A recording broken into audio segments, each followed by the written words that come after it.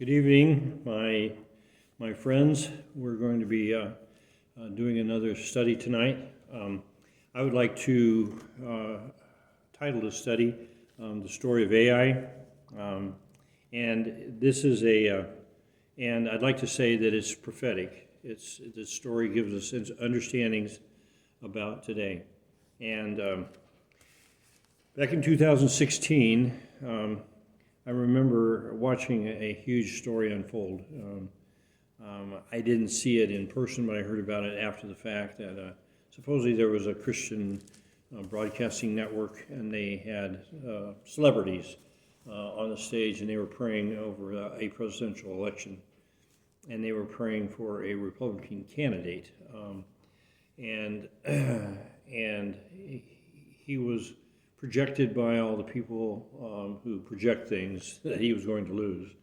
But as they were praying, the tallies, he caught up and was now leading in the election results, and by the tallies that you could see on the televisions. And people praised the Lord because it was during a time of prayer that they were asking you to intercede for our nation, and that you responded by motivating people to get out and vote the correct way. And consequently, that candidate won. And it was a mixed feeling for a lot of people. A lot of people didn't feel that we had elected a godly man, and other people said that God uses people less than godly, which is historically correct, biblically correct.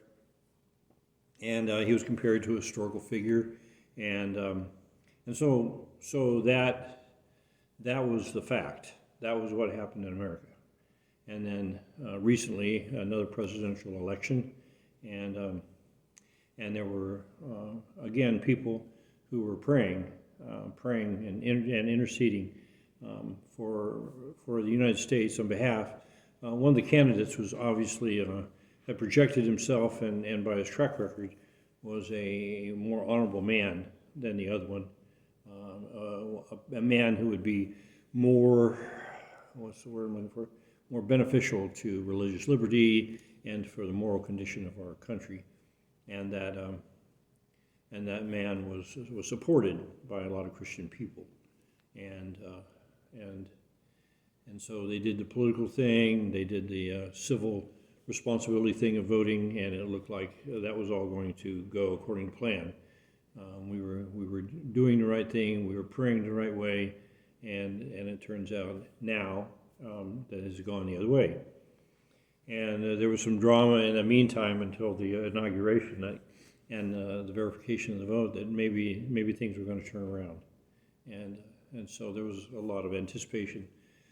And when it didn't turn around and it became what it is today, people were contemplating, and I was praying, and I was seeking your face, God's face, to understand. I really wanted to understand God. I wanted to know what this was all about. And you told me very plainly, you'll find it in the story of AI. Well, it's a story I know well. I taught the book of Joshua, and I spent a little time with that, and it lodged in my mind. I knew the particulars, but not the fine points. So I went back and read it. And I could see some things going on there, and we're going to see some things going on. So the way that we agree with that the story agrees with our situation is those people had just experienced a great conquest. They had won a great victory, and so in a way the American people and the Christian community in specific had won a great victory. Pro-life was more enhanced, was more promoted, was more held in high regard. Religious liberty was protected, and multiple other things that were supportive of what you consider a Christian point of view were being supported. And so at one point we gained a great victory, we felt, and then another point we felt totally defeated. And in this defeat, it didn't feel like it didn't feel like it was natural. It had some unnatural elements to it, and people were really reacting negatively to that. But But that's also in the story of Ai. Those very same things, coming off a great victory and then coming into a place where you're defeated and you feel defeated. And so we're going to look at those things. So when the dust settled,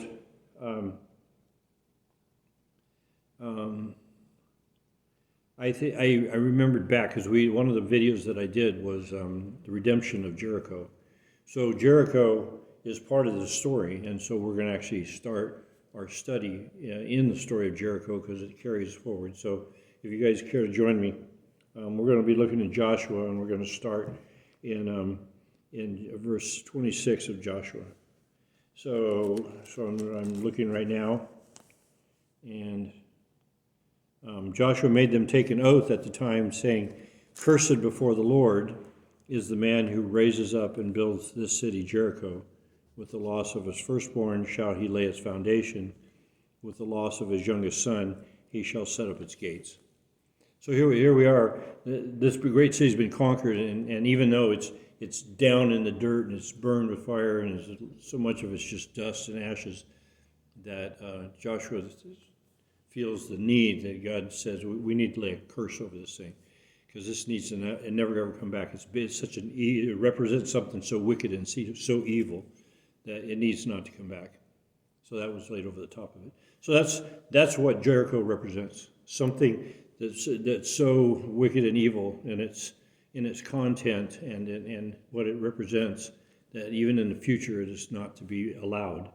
And so today we have the opportunity to destroy it. And so we're going to read about that. So so we're going to back up to chapter 6, verse 18 and 19. "But as for you, only keep yourselves from the things under the ban." Now, a ban, when God banned something, it was something you're not allowed to have. You're not allowed to keep. You're not allowed to own, possess. And so it'd be banned. And we do that with our own kids. We understand that.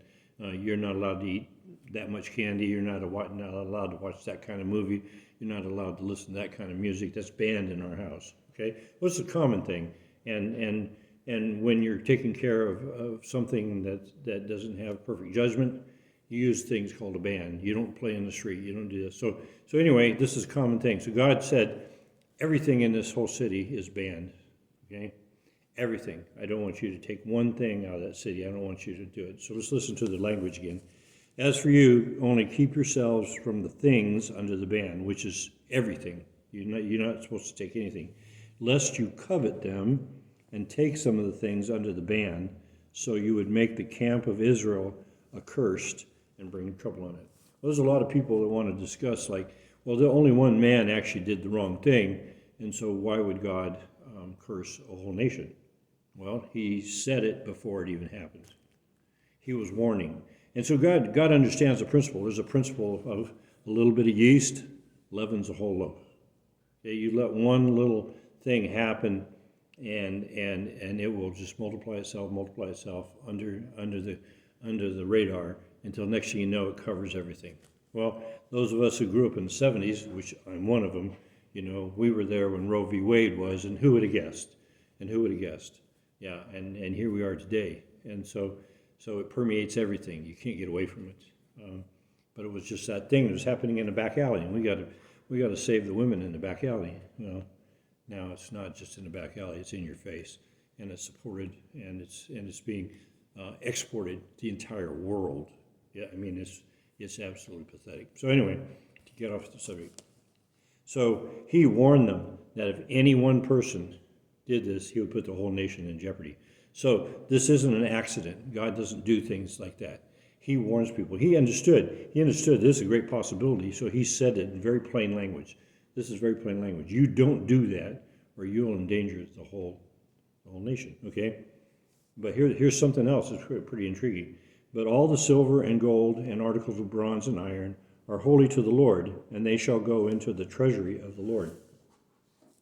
Well, those people of you who understood the Mishnah kind of technique of associating things in the Bible, well, this is a picture. This is a foreshadowing of what? Well, it was the great statue that's in the book of Daniel.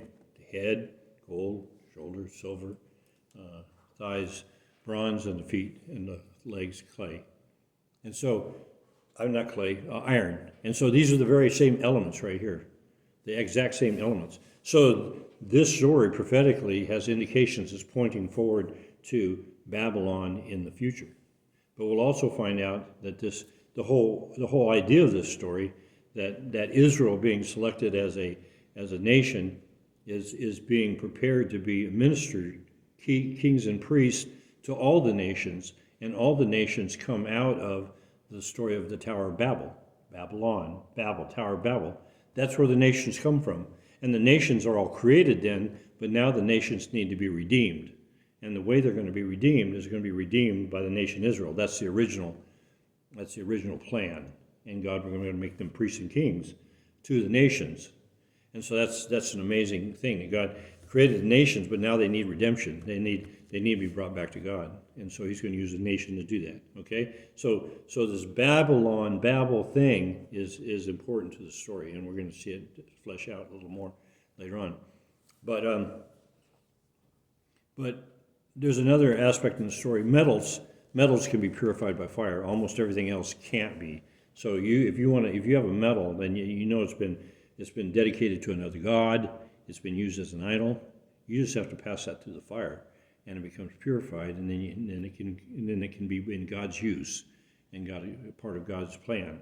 And so the city's going to be burned, and so anything that's a part of that can be burned with it, and the metal that comes out of that will be fit for a holy use by God. And so that's what's going to happen. So here's the story. We're going back to the story. We're going to verse 20 and 21. And so the people shouted, and the priests blew the trumpets, and it came about that when the people heard the sound of the trumpet, people shouted with a great shout, and the wall fell down flat. So the people went up into the city, every man straight ahead, and they took the city. Okay, and they utterly destroyed everything in the city: man, woman, young, old, ox, sheep, donkey, with the edge of the sword. Now, there's a lot of people that would have a cringe at that point and say, this is terrible. We're not. Well, at one point, if you want me to deal with that, I will. But that's not part of this story. Okay. So in this part of the story, this is what God has already understood that needs to happen, and that's what's happening. So all the living creatures are being destroyed. Okay. And so that's happening. And so then we look over at verse 24, and they burned the city with fire, and all that was in it. Only the silver and gold, articles of bronze and iron, they put into the treasury of the house of the Lord. Okay, so what I want to know, so this in Sunday school, is they march around the city, boom, it all falls down, then they walk away. Okay, well, in reality, it's a huge job they have in front of them. It didn't happen in a day. It might have happened in a week with everybody pitching in and applying their hand to it. It's a big issue. This is a city. This is a massive city, and they had a lot of things. And so they walked through, and probably the first day with the blood rage, with the war that's going on, people coming at them with swords, and they're fighting back and forth. They took care of that part. But then now, and they might have set fires on the first day, but the instructions were this thing has to be burned down to the ground. Everything that can burn has to burn. And so that didn't happen that first day. And this is a massive thing. So it probably happened for days. And then after there's some gathering that's going on beforehand, and getting the metals out and throwing them in a big pile, and then you start the fires, and all the metals melt out, and you dig through the ashes and you get the rest of it out because it belongs to God. When things belong to God, you put some effort into it. Okay, well, so now that has happened. They've burned the thing. So let's just say it took a week, maybe a work week, maybe 5 days. Okay, and so they got what God asked to happen. They got it all done.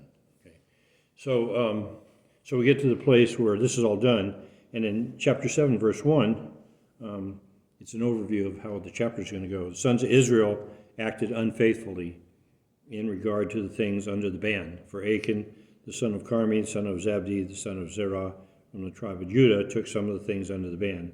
Therefore, the anger of the Lord burned against the sons of Israel.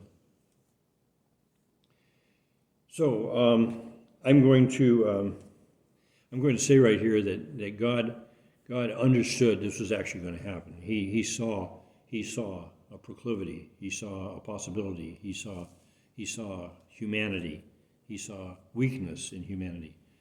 He's seen that from day one. He saw that in Adam. He saw that when Moses gave the 10 Commandments to the people. It was written down. God said the 10 Commandments. He's seen the weakness of man. He's seen the weakness of man all the way through history so far. He knows. And he knew that the warning would be ignored.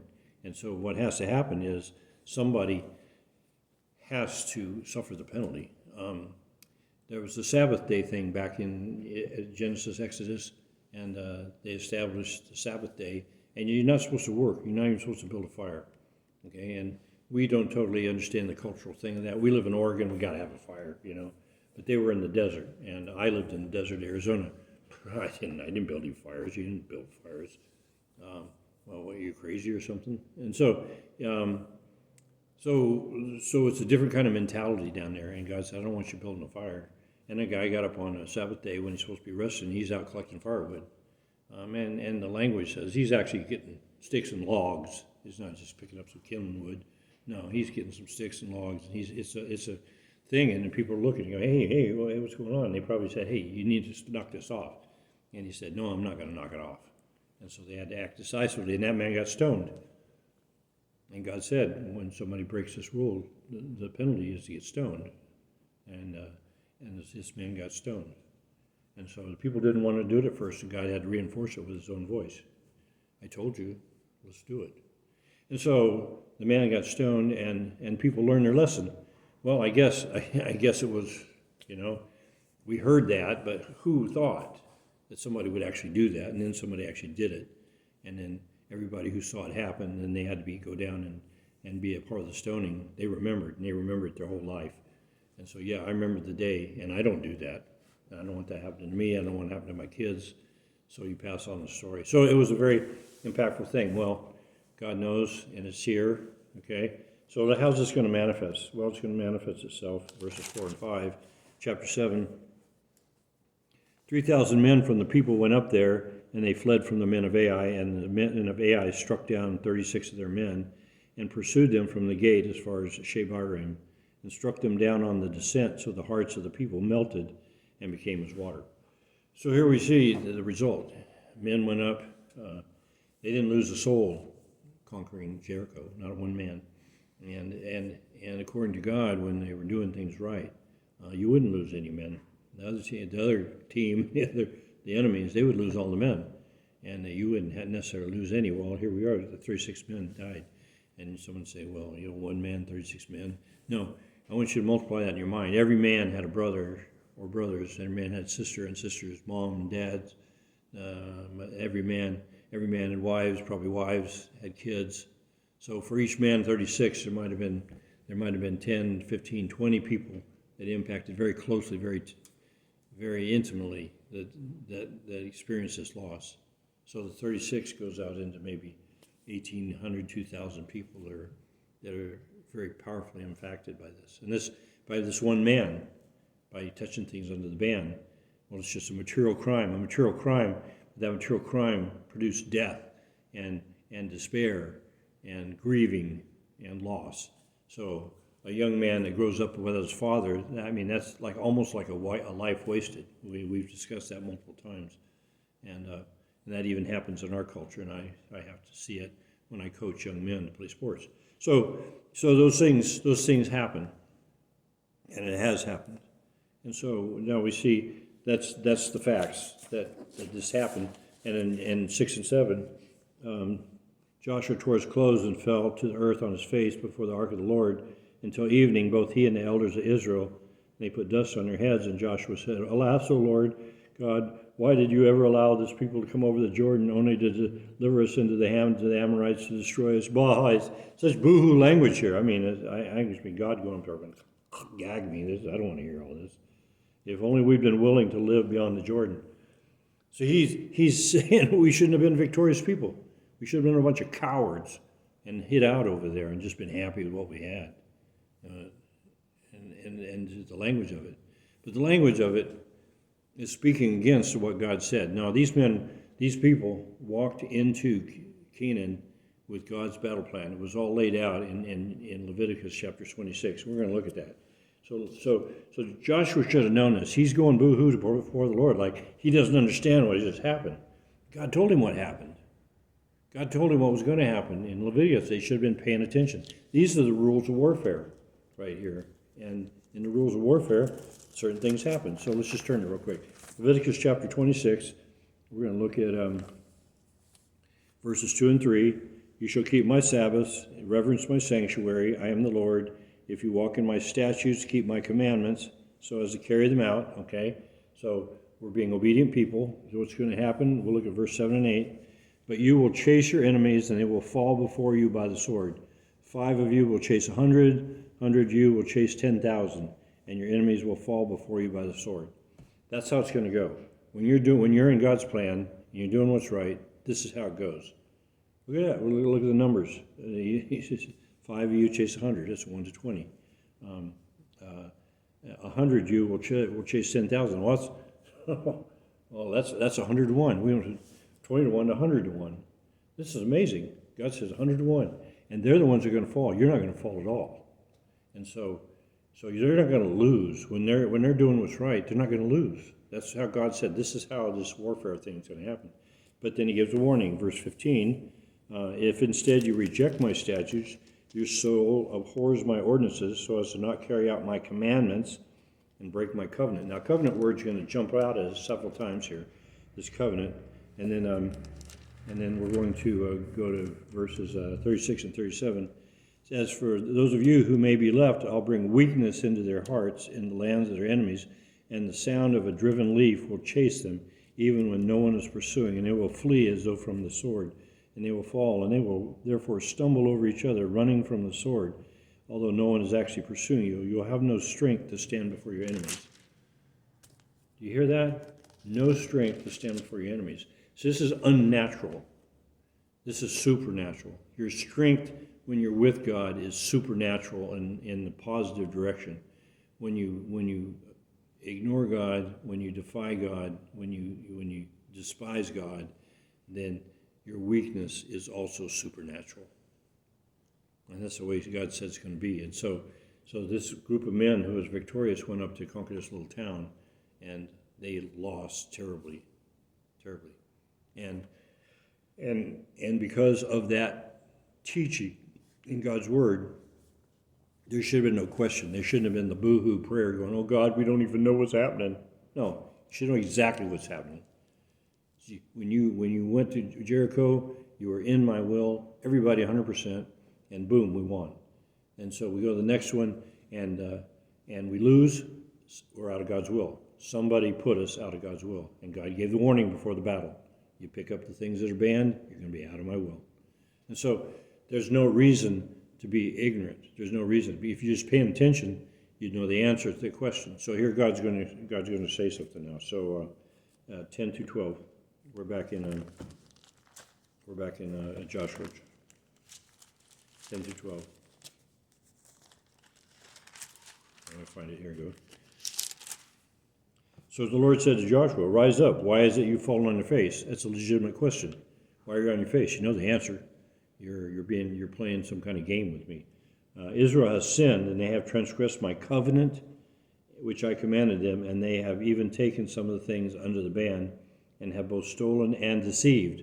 Moreover, they have also put them among their own things. So they didn't, steal something and then have a change of heart and go throw it away somewhere. No. And they did more than steal, they deceived. So that means they had to plot some kind of plan. They had to get that stuff out of there without anybody seeing. They had to have a lie to cover the whole thing up. See, it went from just stealing to deceiving and stealing and concealing. So it magnified itself right away. And that's someone said a saying, sin will always take you to some place you don't want to go and make you stay there longer than you ever planned. Okay? Sin never just lets a little sin happen and you just move along. No, sin just grabs its claws into you and starts dragging you down. Well, that's what happened here. Okay? And so therefore the sons of Israel cannot stand before their enemies. They will turn their backs before their enemies. Well, did God just make that up? No, he told them back in Leviticus chapter 26. It was plain teaching back then. If you're going to go fight a battle, you got to have the rules of war. Well, there was the rules of war. And he says, you do this, you won't be able to stand. Here it is, it's happening. I will not be with you anymore unless you destroy the things under the ban from your midst. So here, let's just listen to that very carefully. You've taken in things as a group, but one person, but as a group, inside your group, there's things that are under the ban. Things I've banned, things I said no to.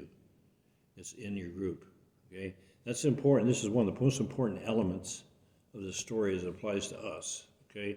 So we say we lost the election, okay? Whether we did or we didn't, we say we lost the election. God is saying right now, to you, to me, to everybody, there are things under the ban in your midst. Okay, so in that day, they're going to make a man the example. This today, Jesus has died for his sin, but we still have to take care of the reality. We have to get that stuff out of the nation. Well, that was a nation, we're a church.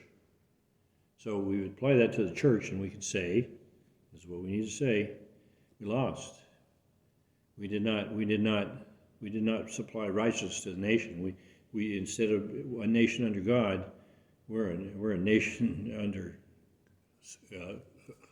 I can't even think of the word. It's so bad. It's so stupid.